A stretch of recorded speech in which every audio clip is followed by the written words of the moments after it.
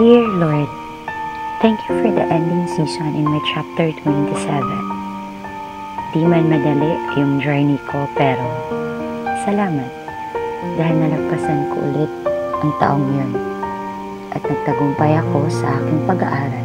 Palagi ako napupuri sa lahat ng nalagpasan at napagtagumpayan ko sa buhay dahil hindi ko ito nagawa ng mag-isa lang at palagi sa iyo ang papupuri ng lahat ng ito, aking Ama. Ngayong panibagong pahina na naman ang bubuklatin natin sa buhay ko.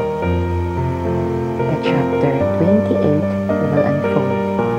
Hindi ko alam kung ano ang laman ng kwento sa chapter na to.